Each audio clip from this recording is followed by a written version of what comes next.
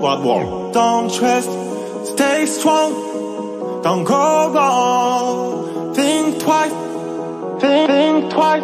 I take it slow. I am low. It's the way of your life. Fight for your faith, for your faith, and shout.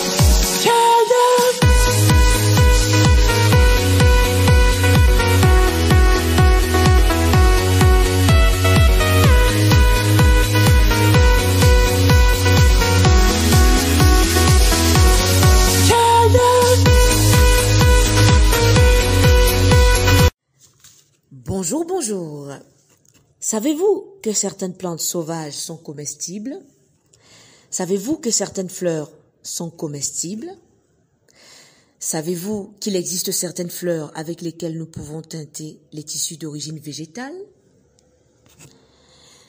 Savez-vous que ces plantes, ces fleurs poussent dans votre jardin, sur les bords du chemin ou dans votre forêt? Savez-vous qu'elles peuvent très bien finir dans vos assiettes et qu'encore faudra-t-il savoir les reconnaître et connaître leur utilité et leurs propriétés. Nos grands-mères les connaissaient bien, elles qui les utilisaient pour les manger, mais aussi se soigner. Dans cette vidéo, je vous parlerai de la teinture avec des fleurs et les fleurs comestibles.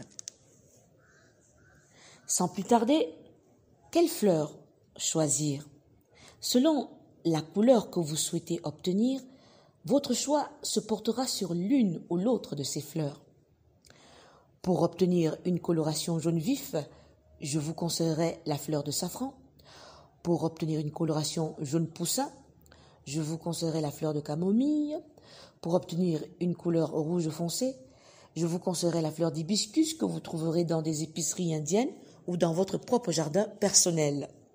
Pour obtenir une coloration bleu-gris, je vous conseillerais la fleur de lavande. Pour obtenir une coloration violet pâle, je vous conseillerais la fleur dénommée pensée. Alors, que ce soit l'hibiscus, la camomille, la lavande, ces plantes dites tinctoriales sont constituées de pigments particulièrement efficace pour la teinture des textiles. Vous aussi, vous pouvez teindre très facilement vos vêtements à la maison à l'aide de ces fleurs, si vous le souhaitez. Alors, comment procéder à la teinture végétale avec des fleurs?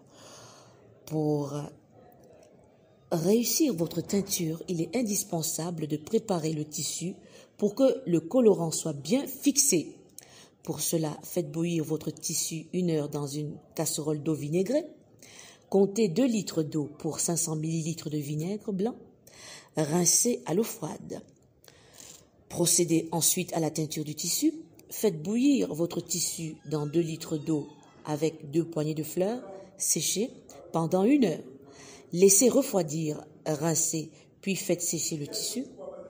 Si vous souhaitez teindre vos tissus avec des fleurs, assurez-vous d'utiliser du tissu naturel comme le coton afin que la couleur accroche correctement au tissu. Question bonus, comment entretenir un textile teint avec des fleurs? Les tissus teints avec des fleurs doivent être lavés avec délicatesse pour qu'ils conservent leur couleur. Préférez les lessives douces aux lessives trop alcalines. Veuillez par ailleurs à ne pas les laisser sécher au soleil. Les rayons ont tendance à altérer les couleurs.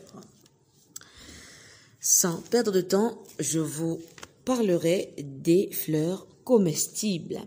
Alors, parmi les fleurs comestibles que nous connaissons de manière générale, nous avons les orties, qui sont sans doute les plus connues, qui sont toutes des plantes sauvages comestibles et très faciles à reconnaître.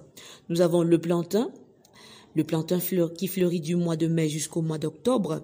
Nous avons le trèfle, nous avons la pâquerette, nous avons le pissenlit, nous avons le lierre terrestre, nous avons le gaillet gratteron, nous avons les ronces, nous avons la noisette de terre, la silène, l'oseille sauvage, le sureau noir, la berce commune, le nombril de Vénus, le houblon, le bouleau, l'ail des ours, la mélisse citronnée, la violette, les gododes, la grande mauve, le plantain lancéolé, la bardance et le chardon. Pour terminer, vous constaterez avec moi que la nature est généreuse avec nous et que notre jardin est notre trésor gastronomique. Mais la prudence s'impose et au moindre doute, car nous avons des fleurs telles que le bouton d'or, qui est une jolie fleur, mais qui fait partie de la famille des renoncules.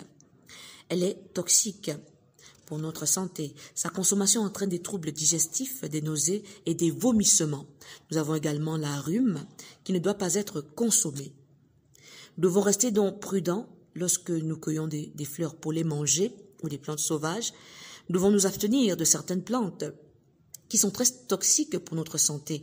Au besoin, adressez-vous à un professionnel pour être sûr de cueillir des plantes comestibles sans danger pour votre santé. Vous pouvez aussi vous aider des livres qui vous aideront à reconnaître des plantes sauvages comestibles. Si vous avez envie d'en apprendre plus, je vous recommande la lecture de ces livres, le guide des plantes sauvages comestibles, les reconnaître, les récolter, les consommer de Stephen Guido Fleischhauer. Nous avons également les plantes sauvages comestibles et toxiques de François Coupland et Eva Steiner. Nous avons les plantes comestibles, cueillettes et recettes des 4 saisons de Guy Lallière. Et si vous souhaitez cuisiner des herbes sauvages comme les grands chefs, je vous conseille ce livre, Fou de saveur de Marc Verrat. Ce sera tout pour cette vidéo. Merci de votre attention. Excellente journée.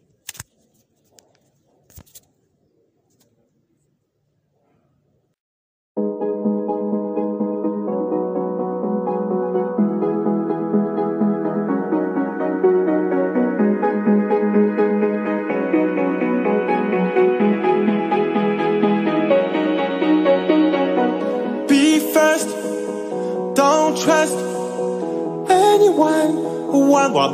Don't trust. Stay strong. Don't go wrong. Think twice. Think twice. I take it slow. I am low.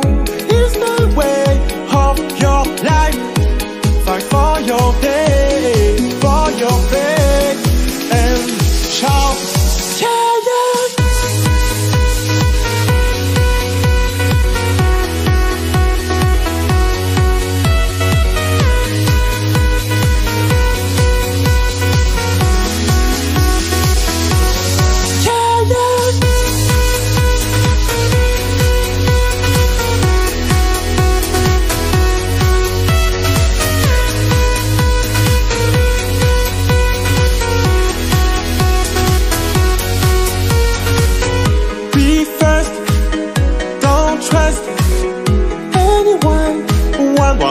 Don't trust, stay strong, don't go wrong. Think twice, think twice. I take it slow, I am low. It's the way of your life. Fight for your day, for your faith, and shout.